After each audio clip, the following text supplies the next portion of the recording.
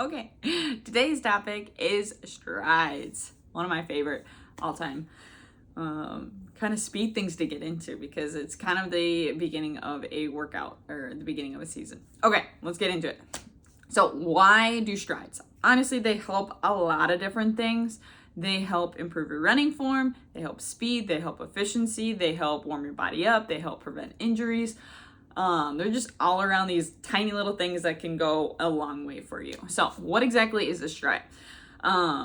They are typically about 60 to 100 meters long. So if you were to think of it like a couple house lengths, a block length, I mean, it's going to be different for everyone, but if we're talking about numbers, 60 to 100 meters. What you're going to do is when you start out, you're going to basically build up into an almost all-out sprint. So you're running and you're just slowly building it up, and then you're going to hold that like 90, 95, 85% all-out sprint for about like 3 to 5 seconds. So you hold it, you're almost at like your top speed, and then you quickly slow down. But you don't want to like slow down to a complete stop, but like gradually slow down. So it kind of looks when I'm speeding up, top speed, hold, and then slow down. And then you're done at the end. So that is one full stride from beginning to end.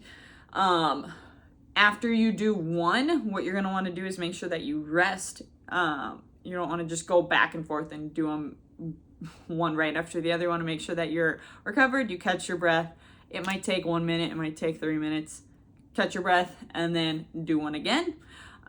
Typically, if it's after, this will go into like when would you do these? So if you're doing it after an easy run, typically it's after an easy run right before a race or a workout, like the day before. So if you have a race or workout, the day before you typically do an easy run. So after your easy run, you're done with your run, you completely finish it, you've caught your breath, grab some water, then you would do your stride. So you typically do about 4 to 6 of those if it's like that easy run day right before a race. Okay.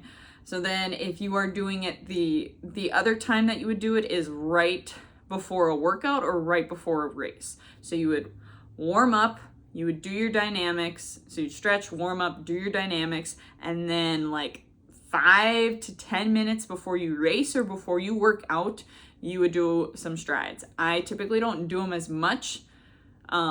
If it's right before a workout or right before a race, I typically would probably do like 2 or 3. Some people do more, some people do less. It's honestly just a personal preference. Do you feel like doing more gets you ready? Do you feel like doing less gets you more ready? But basically, why you're doing them is to get you ready for that speed workout. Or that speed work, so that when that day comes or when that race hits, when that workout hits, you aren't just like, stepping off the couch and getting out of the car and just going straight for it, right? It takes your body a little bit to warm up. So like whenever you go on a run, typically you're like, oh, that first mile is kind of a little bit slow, or that first rep, but after you've had a little bit of time, your body warms up more. So those strides just kind of take out that time. So it doesn't take as long for you to get warmed up and ready to go.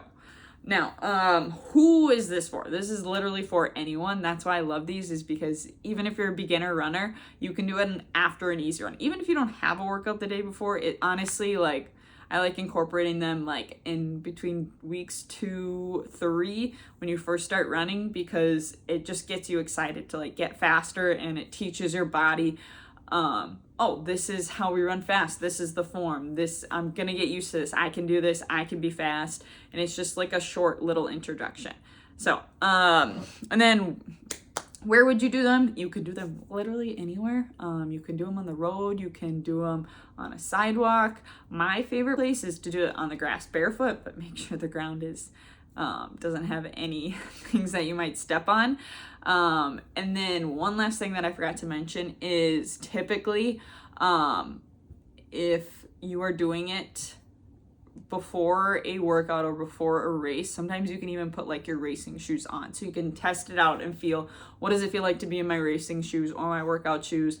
How does it feel to be fast? So it's kind of a good time to like put your race shoes on, and then do your strides, and then you're ready for that race. So hope you enjoyed that. Let me know if you have any questions.